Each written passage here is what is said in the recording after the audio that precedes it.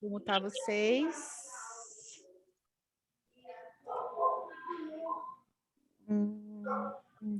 Deixa eu só... Aqui.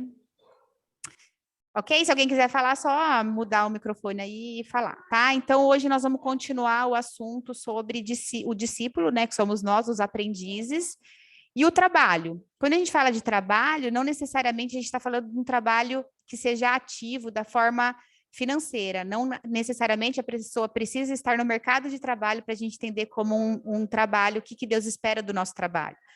Quando a gente fala trabalho, a gente está falando de qualquer trabalho. O trabalho de eu ter que ficar em casa cuidando do meu filho, certo? O trabalho da gente cuidar da nossa casa, o trabalho da gente acompanhar, né, um pai, uma mãe.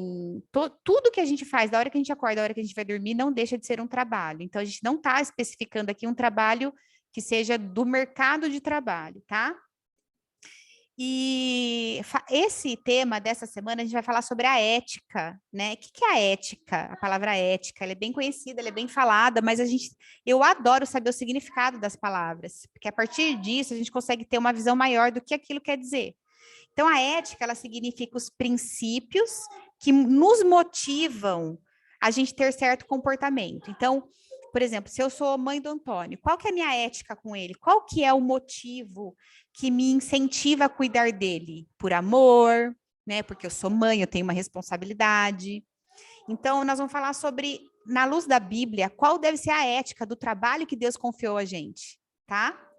Então, a ética também ela é um conjunto de regras de ordem moral de uma pessoa, de um grupo ou de uma sociedade. Por exemplo, a gente tem uma ética para morar num condomínio, que a gente não pode fazer barulho depois de tal hora. A gente tem uma ética na igreja, né, que a gente não pode ir com qualquer roupa. A gente não tem uma regra na nossa igreja muito... Tem igrejas que elas são mais tradicionais, tem que usar saia, tem outras que não podem usar brinco. Mas a gente tem que usar o bom senso, né? Eu acho que o bom senso é sempre a melhor saída. Por exemplo, eu não vejo como que um brinco pode... Não estou falando mal de religião nenhuma, porque a partir do momento que você participa de uma denominação, você está ali concordando com as regras. E isso é uma parte de ética também, né? Que nem tem um moço lá no meu trabalho que ele vai entregar água. E ele não gosta de entrar para ajudar. Eu falei para ele, tudo bem, se você encostar o caminhão, a gente desce para ajudar. Só que você tem que chegar no horário que a gente possa te ajudar. Se você chegar no horário do almoço, é um restaurante, ninguém vai poder vir te ajudar.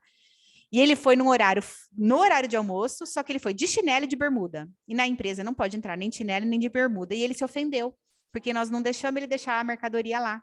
Só que existe uma ética no trabalho. Não posso deixar o moço entrar de chinelo, porque se ele tropeça e cai, é acidente de trabalho dentro da empresa. E quem responde por isso é a empresa. Então, tudo tem uma consequência das escolhas que a gente faz.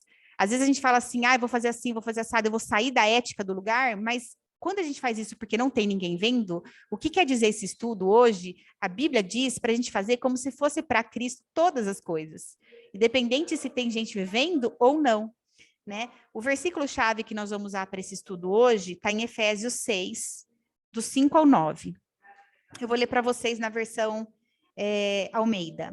Se vocês quiserem acompanhar, Efésios 6, versículos de 5 a 9. Diz assim: escravos, obedeçam aos seus senhores terrenos com respeito e temor, com sinceridade de coração, como a Cristo. Obedeçam-lhes, não apenas para agradá-los quando eles os observam, mas como escravos de Cristo, fazendo de coração a vontade de Deus. Sirvam aos seus senhores de boa vontade, como servindo ao Senhor e não aos homens, porque vocês sabem que o Senhor recompensará cada um pelo bem que praticar, seja escravo ou seja livre. Vocês, senhores, tratem seus escravos da mesma forma. Não os ameace, uma vez que vocês sabem que o Senhor deles e de vocês está nos céus, e ele não faz diferença entre as pessoas. Né? Na mensagem, na Bíblia, a mensagem, essa passagem também está muito legal. Alguns trechos que fala diferente, diz assim: não trabalhem por obrigação, mas trabalhem de coração, como servos de Cristo, fazendo o que Deus quer. Trabalhe com um sorriso no rosto, tendo sempre em mente que não importa de quem venham as ordens, pois vocês estão servindo a Deus. O bom trabalho resulta em boa retribuição da parte do Senhor. Sejam vocês escravos ou livres, patrões ou empregados. O mesmo vale para vocês. Não se aproveitem nem fiquem ameaçando vocês e seus empregados. Estão todos debaixo do mesmo Senhor no céu. Saibam que ele não faz distinção entre vocês. Então, é interessante a gente pensar aqui no contexto da época, porque quando ele fala escravos, não porque os apóstolos, no caso, né, que eles estavam lá em Efésios, foi Paulo que disse, né, não porque eles estavam querendo, como é que fala, dar um ok para a escravidão, não, mas eles estavam querendo dizer que, de acordo com o que existia, né, que, por exemplo, se eu entro numa empresa e eu sou uma pessoa, uma diretora nova, eu não posso entrar querendo mudar todas as coisas. E os cristãos, eles não tinham como chegar querendo mudar as normas, as regras. Como que eles trabalhavam? Eles tentavam mudar de dentro para fora o relacionamento entre as pessoas para mudar a natureza do relacionamento e assim eles iam conseguindo acabar com a escravidão, né? E assim a gente pensa assim, nossa, servos, senhores, é uma realidade muito distante. Mas quando a gente diz aqui servo e senhor, a gente tem que lembrar que qualquer autoridade que esteja acima da gente ou qualquer pessoa que esteja abaixo da nossa autoridade é como se na época eles estivessem dizendo senhores e servos, escravos. Porque esse era o contexto da época, mas a gente sempre tem que trazer a palavra de Deus para a nossa realidade. Então, por exemplo, eu sou a serva da moça que trabalha na minha casa, sou a senhora, ela é a serva, né, no sentido da palavra ali, do contexto. Meu marido é o meu senhor, Deus é o senhor de todos, meu filho é meu escravo, né, assim, no contexto de quem obedece a quem. Vamos tentar entender isso com a cabeça aberta, né? Quando eu falo que eu estou sobre a autoridade do meu marido, ou meu filho está sobre a minha autoridade, não porque a gente quer colocar uma obediência daquela obediência servil, né? É uma questão de responsabilidade com o cargo que eu estou nisso tudo. Porque se cada um fizer o seu, a coisa anda. Agora, quando o marido tenta se meter no assunto da mulher dentro da casa, que é ser mãe, quando a mulher tenta se meter no papel do marido, aqui em casa quem manda sou eu. Sabe aquela mulher que quer dizer que ela que é a manda na casa? Está errado. Segundo a Bíblia, a autoridade dentro de casa é o marido. Ah, mas meu marido ele não está convertido, tarará. Mas a autoridade na casa é o marido. Você vai ganhar o seu marido para Cristo não confrontando o seu marido, mas sendo exemplo de quem serve a Cristo. Que aí ele vai começar a perceber a diferença da natureza que uma pessoa que serve a Cristo tem. Né? Você vê os apóstolos, eles não queriam ir confrontando a escravidão. Eles mexeram embaixo, na natureza do relacionamento, dizendo que para Deus todos são iguais. Se a gente começar a olhar os outros como somos todos iguais, a gente começa a ter mais empatia com aquele que falta, e a gente fica, putz, grila, sobrou para mim. Mas a gente se colocar no lugar do outro, o que será que aconteceu? Nossa, a pessoa está passando por tal problema, e se fosse comigo?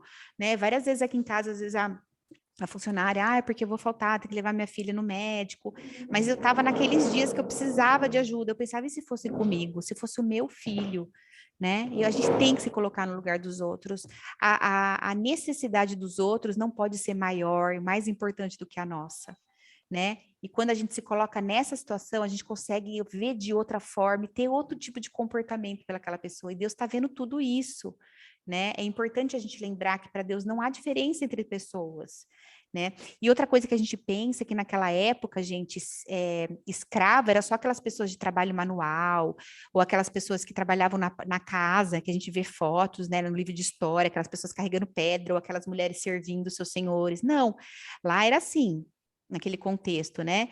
Se viesse um país lutar com o Brasil, vamos supor, e a gente perdesse, todos nós viraríamos escravos, seja médico, seja culto, seja um mestre, né? Então, a gente tem que lembrar o seguinte, que a própria Bíblia mostra para nós histórias de pessoas que estavam lá em cima, depois estavam lá embaixo, depois tinha tudo, depois não tinha nada. Então, por isso que a gente tem que lembrar que coisas e pessoas não podem segurar, né, a nossa fé. A gente não pode estar bem com Deus quando tudo vai bem. A nossa fé não pode ser sentimental, porque coisas são passageiras e pessoas são falhas. A nossa esperança, a nossa expectativa não pode estar em pessoas e nem em coisas. Porque se a minha esperança, a minha expectativa, a minha alegria está no meu trabalho, eu perco emprego, quem sou eu sem o meu emprego? Se a minha esperança, a minha expectativa está no meu marido, quem sou eu se meu marido for embora?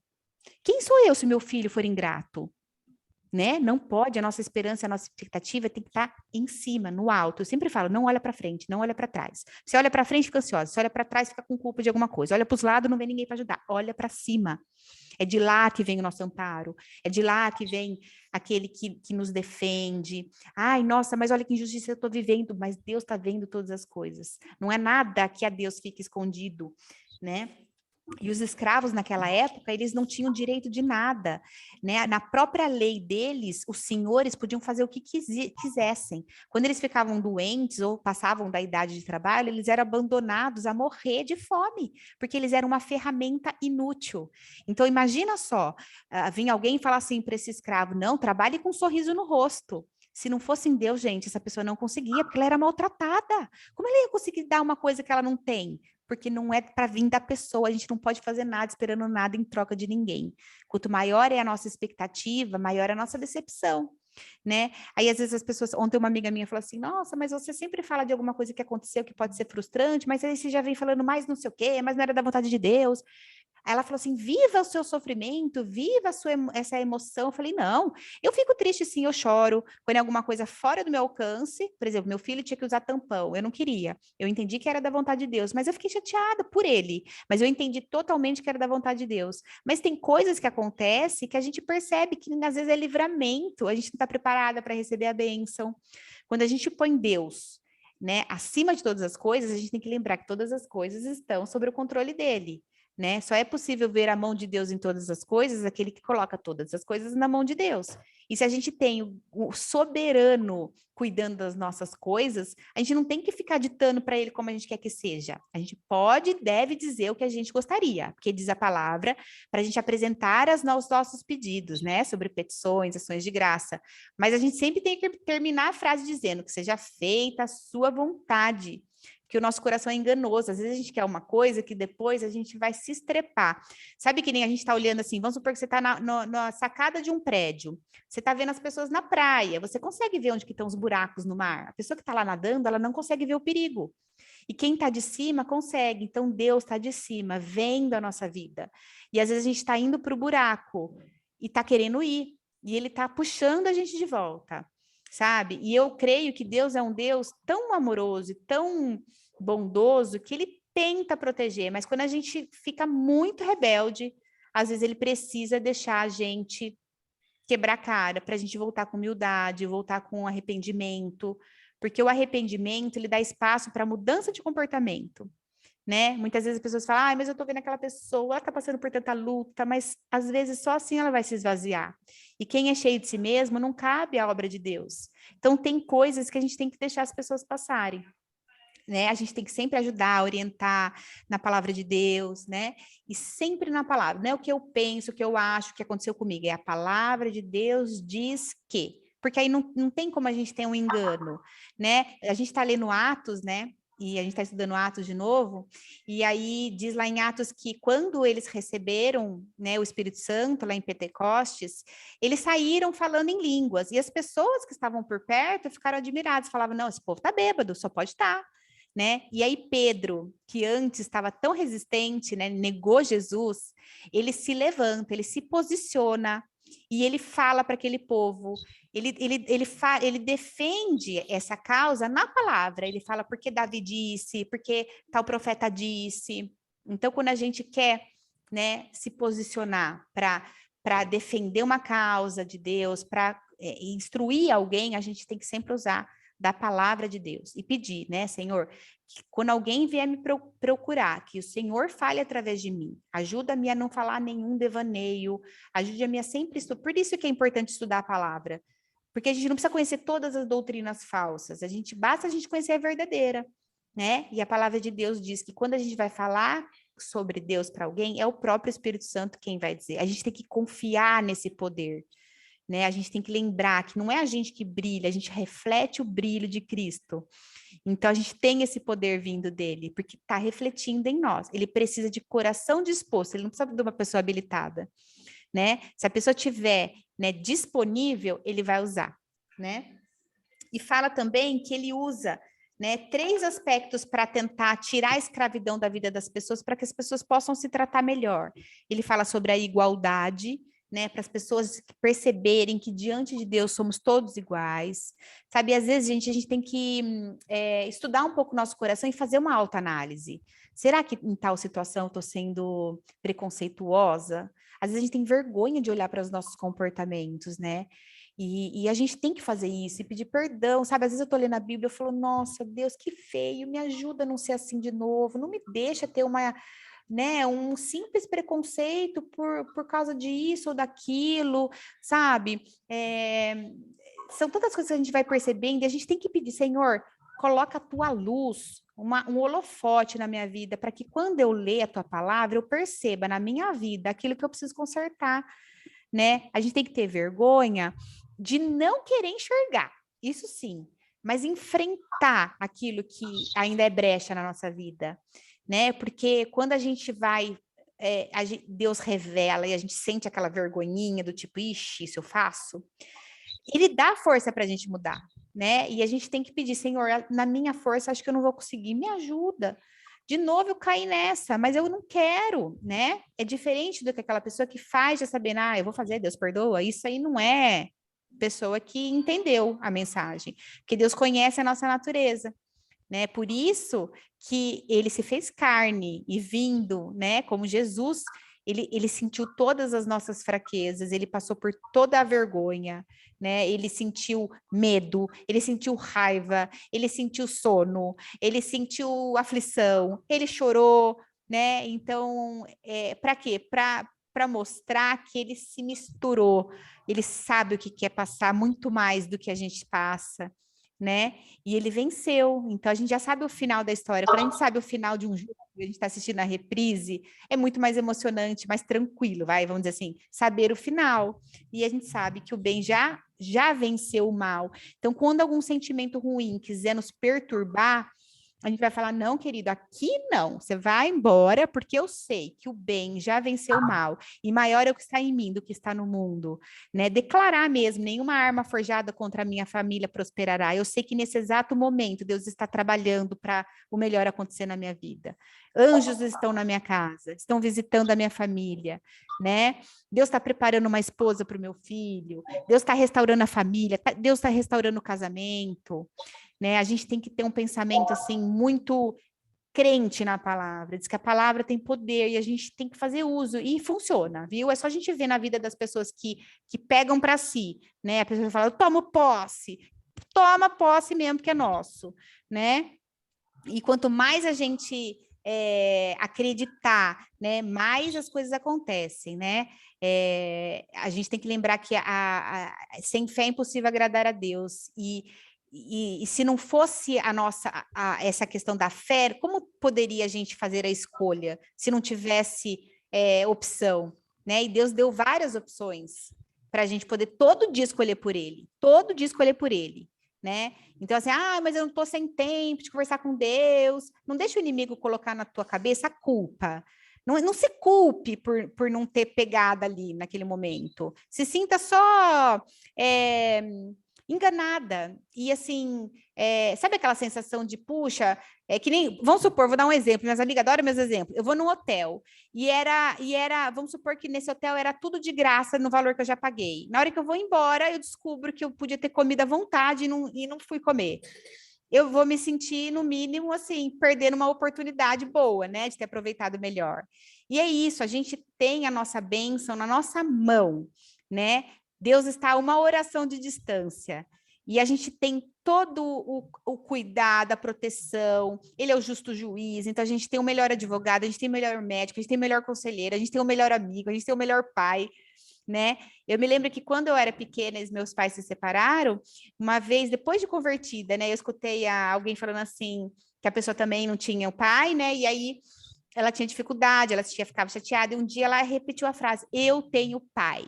Eu tenho pai. Então a gente pode pensar no melhor dos pais, né? Eu tenho Deus, ele é meu pai, eu tenho o melhor advogado. Não tem causa que vai ganhar isso, porque ele vai usar as estratégias, mas o meu advogado é o melhor, né? A gente declarar que a gente tem do nosso lado o melhor, o soberano, o mais bonzinho, o mais amoroso, né?